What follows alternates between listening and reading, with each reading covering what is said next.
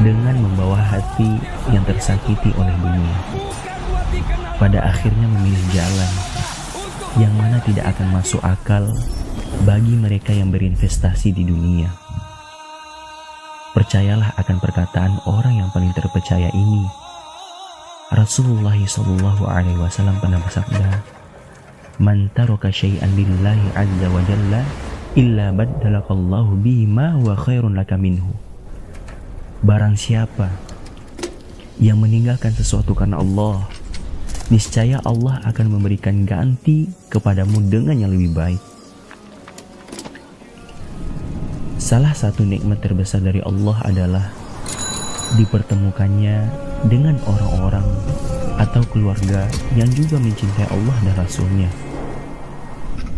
Keluarga yang sedang berusaha meniti jalan untuk sampai ke tujuannya, Jannatil A'la. Apalah daya seorang pemuda tersebut?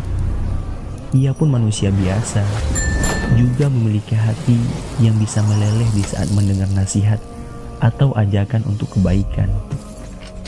Setelah mendengarkan itu semua, tumbuhlah rasa itu, rasa yang tidak akan bisa dinilai atau dibeli dengan uang dan harta. Semoga ini adalah salah satu bukti Allah ganti dengan yang lebih baik. Songkok Nasional Afdah Al-Furqan kita.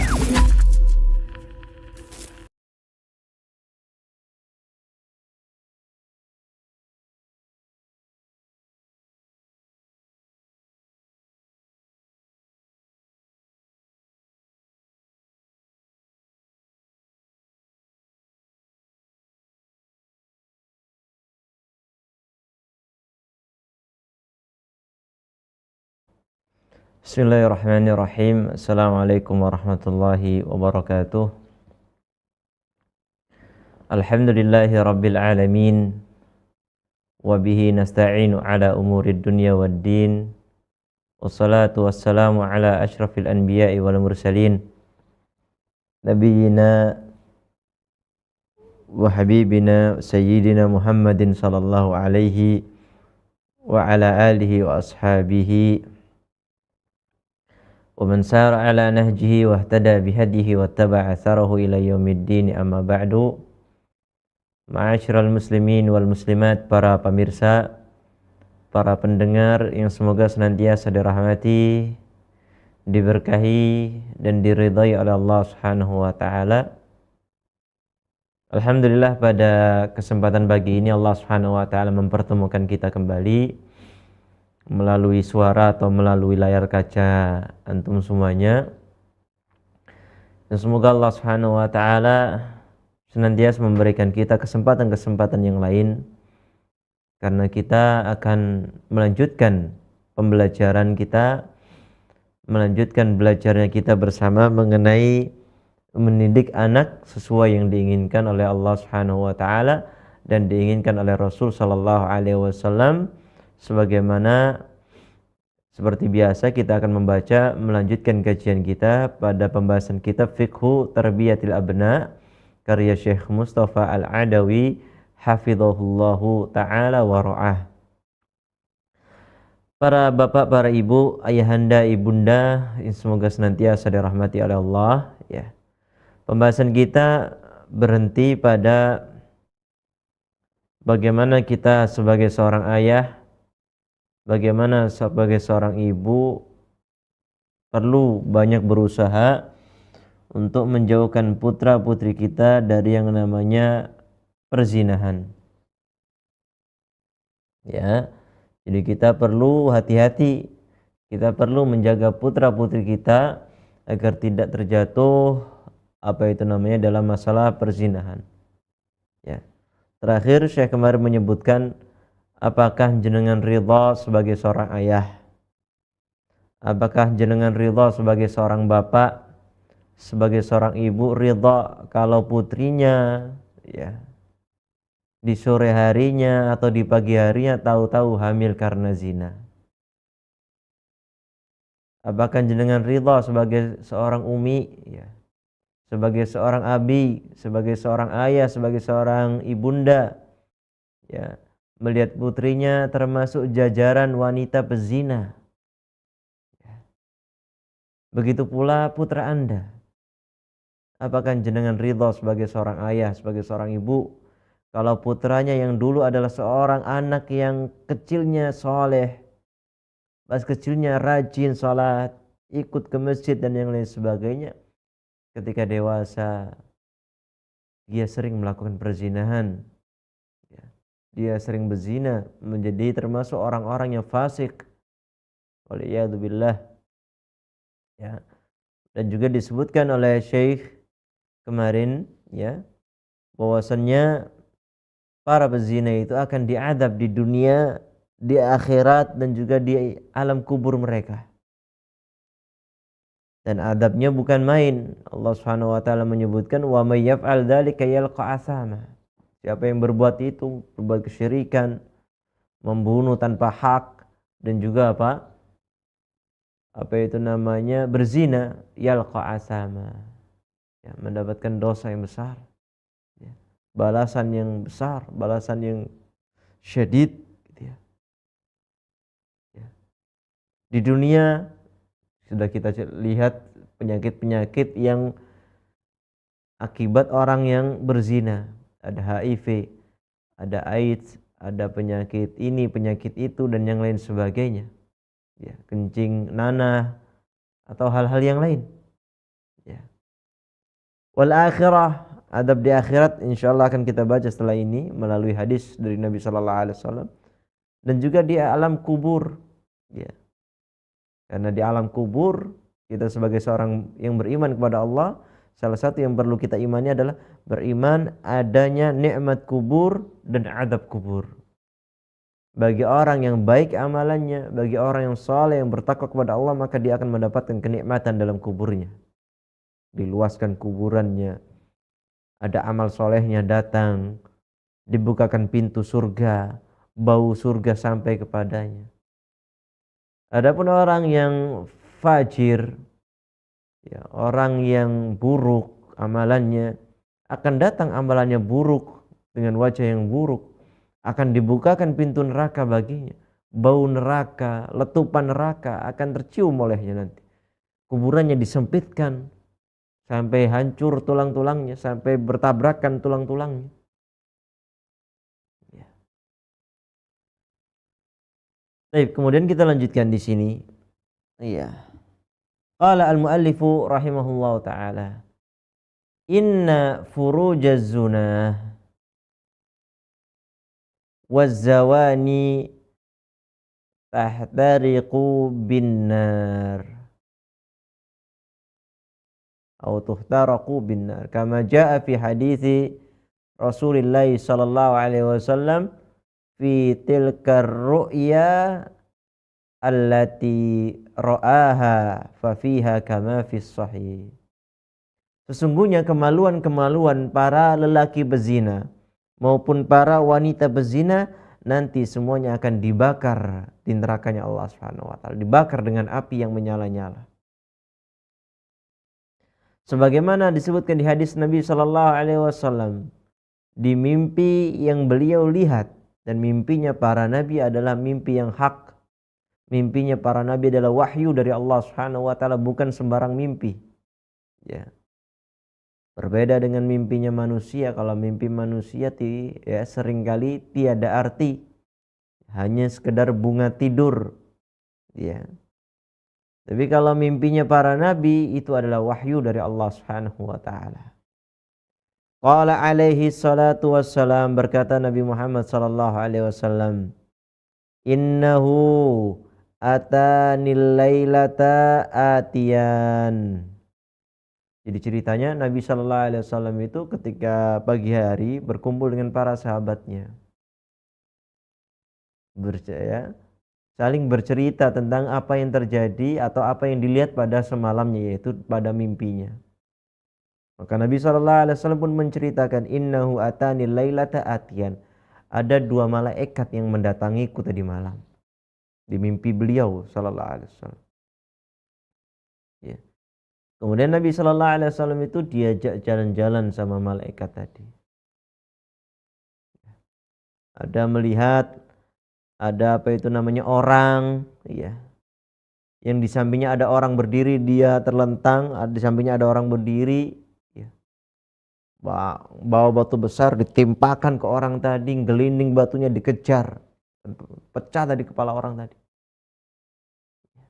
Masya Allah, ini termasuk sisa-sisa neraka yang diperlihatkan kepada Nabi Shallallahu Alaihi Wasallam. Jadi ada orang nanti kepalanya itu dilempar dengan batu, batunya gelinding dikejar sama orang yang lempar tadi, balik lagi kepalanya balik ke semula lagi, dilempar lagi seperti itu terus. Ya. Di mimpi juga Nabi Shallallahu Alaihi Wasallam itu ada orang yang menusuk apa itu namanya mulutnya sampai hancur, sampai sobek-sobek, ya, ditusuk-tusuk terus. Ya. Ketika Nabi melihat seperti ini, beliau tanya, ini kenapa, kok ada apa ini? Tapi para malaikat selalu nggak jawab. Ya, dua malaikat yang menemani Nabi Shallallahu Alaihi Wasallam, tapi apa? Malah disuruh apa? Insyarif, intolik. Ya, ayo lanjut dulu, jalan dulu. Ya. Ayo jalan dulu. Kemudian diperlihatkan juga Nabi Shallallahu Alaihi Wasallam ada orang yang renang, ya, berenang ke tepian dari sungai yang merah warnanya, sungai darah. Berenang ke tepian sampai tepi dilempari batu, ya, makan batu, mulutnya diisi dengan batu sama orang-orang yang di tepi pantai tadi. Dan banyak hal-hal yang dilihat oleh Nabi Shallallahu Alaihi Wasallam. Ya, tapi tetap sekali melihat seperti itu, Nabi tanya, disuruh jalan, intolik, jalan dulu, ya. Sampai di kisah tadi disebutkan Nabi Shallallahu Alaihi Wasallam fantolakna, kemudian kami pun pergi. Fa'ataina ala misli tanur.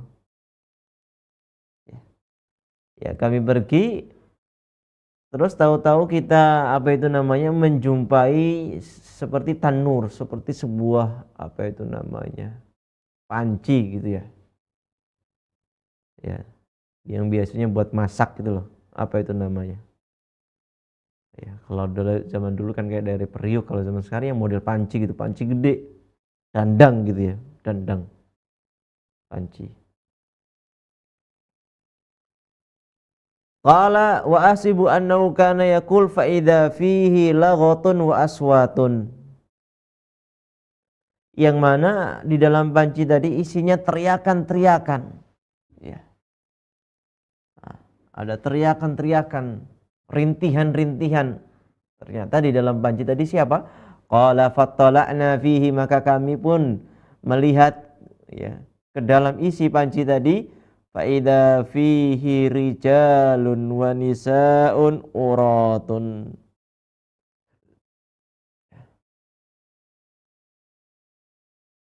Maka ternyata di dalam panci tadi isinya laki-laki dan perempuan telanjang.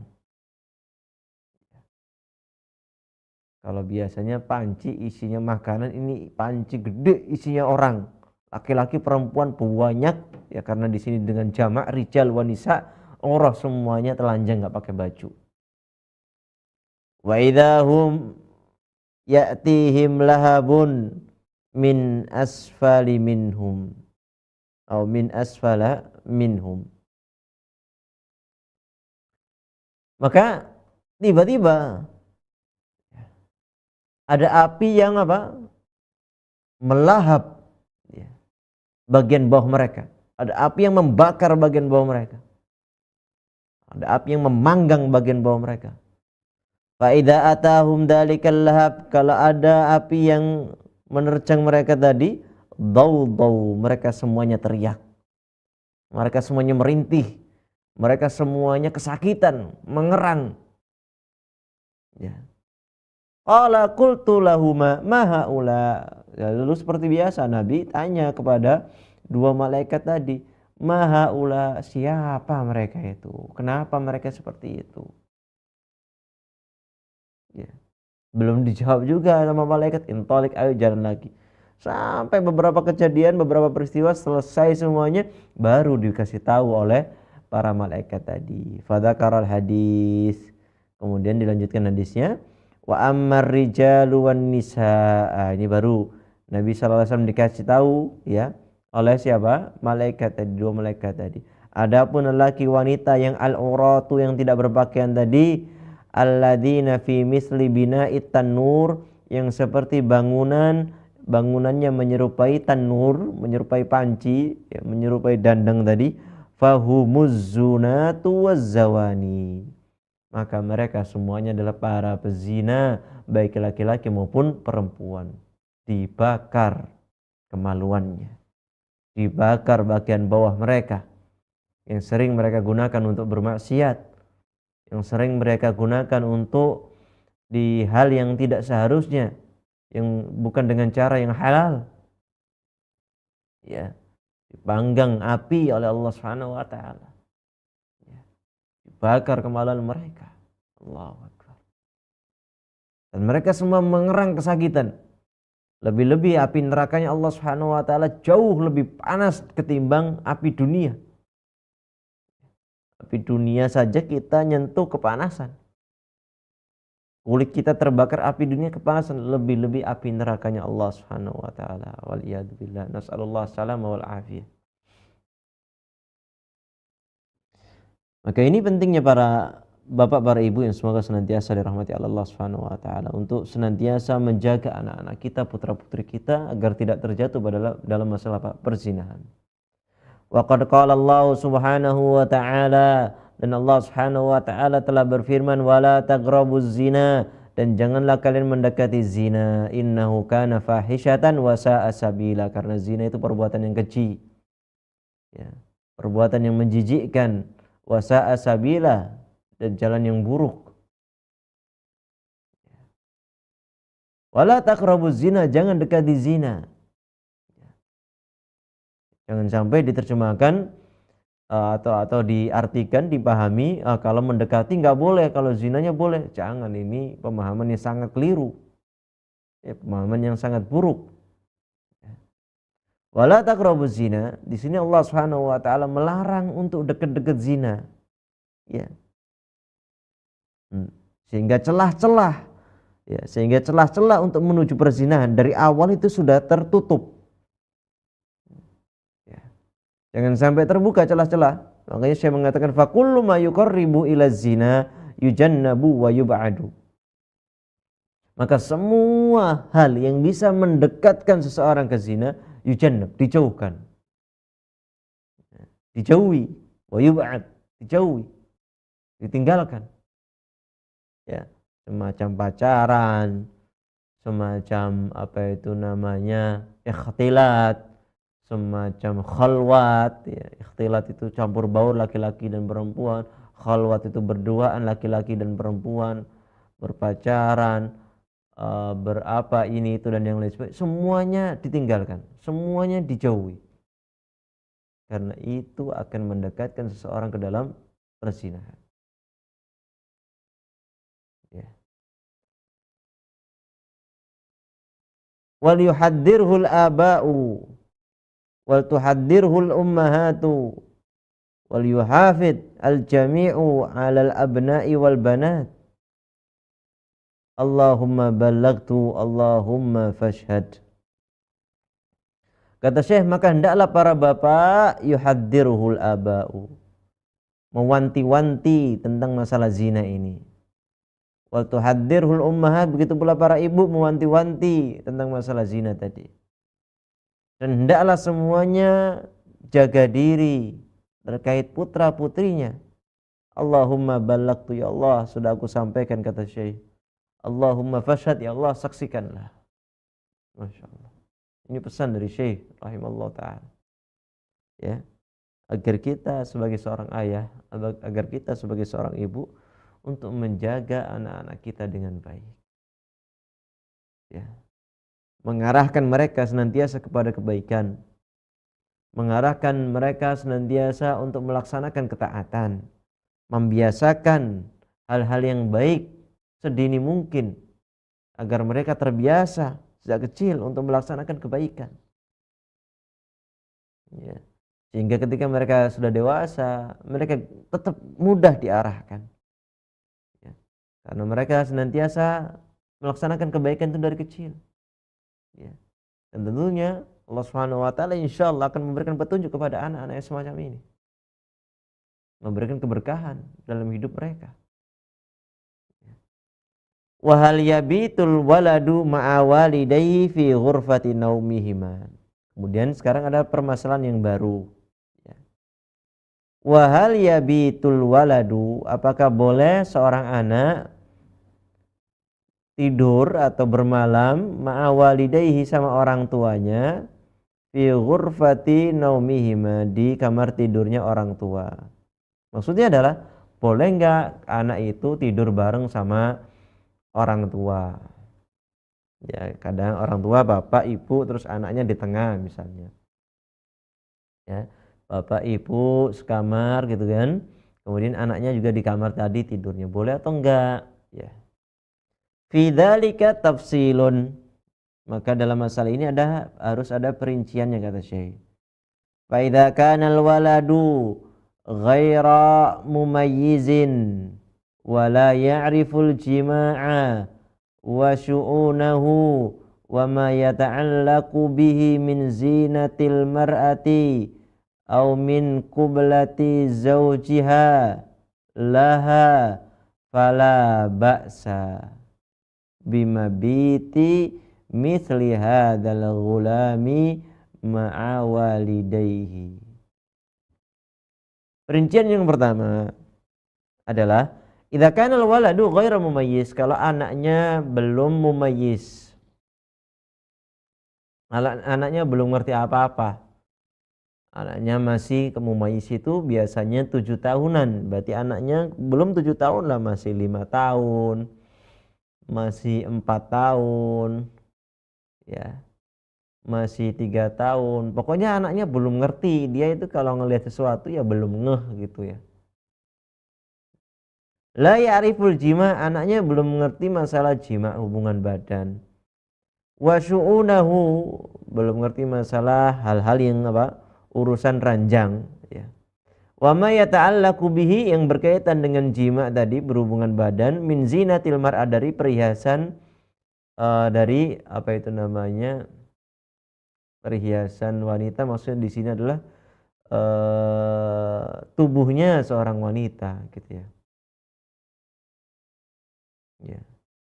Amin kublati zaujiha laha, nggak ngerti kalau ayahnya misalnya itu lagi berciuman dengan ibunya gitu ya. Dia belum paham. Ayahnya ngapain nggak paham. Ya. Misalnya anaknya masih sebulan. Kalau ini jelas gitu. Anaknya sebulan, anaknya 2 bulan, atau masih setahun, ya masih belum ngeh apa-apa lah, masih kecil. Makanya seperti ini. Fala ba'sa bima biti misli hadzal ghulami ma'a walidayhi, enggak apa-apa dia tidur sama orang tuanya. Ya masih setahun, masih 2 tahun ya. Ini enggak apa-apa ketika orang tuanya misalnya sedang bermesraan, bercumbu misalnya, terus tahu-tahu anaknya bangun, ya mungkin anaknya enggak paham ini orang tuanya lagi ngapain, juga enggak ngeh dia karena masih kecil. Mungkin seperti ini nggak ada masalah apabila dia tidur bersama orang tuanya. Amma idza kana tiflu mumayyizan, adapun kalau anaknya sudah mumayyiz ya, wa ya'qil, dan memahami, walakinnahu dunal bulugh, tapi dia belum baligh. Wa kana al-abu qad qadha hajatahu min zaujatihi wa laysa fi naumihima takashshufun wa ta'arrin fala ba'sa hina idin min naumihi ma'ahuma ma'ahtiyatihima wa tahaffudihima hatta la yura mandarun yusiruhu wa yuhijul kamina fihi. Waqad bata Abdullah ibnu Abbas radhiyallahu anhuma inda khalatihi Maimunata ma'a Rasulillahi sallallahu alaihi wasallam. Yang kedua, kalau anaknya mumayyiz, anaknya itu sudah mulai ngerti, sudah mulai paham, yaqil, sudah ngeh gitu ya. Tapi belum balik, masih tadi 6 tahun, 7 tahun. 6 tahun kayaknya sudah mulai ngerti ya, anak-anak zaman sekarang 6 tahun ya. Tergantung anaknya ya. Ini mumayyiz ini nggak ada patokan tertentu. Tapi di mana anak itu dirasa ngerti, ya ini berarti termasuk mumayyiz. Udah ngerti yang dilihat apa gitu ya. Ini orang tuanya ngapain dia paham. Ya. Atau mungkin banyak bertanya, bapak ngapain, ibu ngapain misalnya ya. Maka hati-hati terhadap anak yang seperti ini ya. Bagaimana sikap kita? Kanal abu qad qada hajat. Kalau bapak sudah, si suami sudah melampiaskan hasratnya ke istrinya sebelumnya misalnya, dan pas tidur nanti tidak ada buka aurat lagi ya, tidak ada lepas baju lagi ya, maka saat itu boleh anak yang sudah mulai ngerti tadi tidur bersama orang tuanya ya. Tapi tetap orang tuanya harus jaga diri, orang tuanya harus menutup aurat dengan baik sehingga tidak terlihat aurat yang bisa membangkitkan syahwat ya, syahwat anaknya atau siapa seperti itu ya.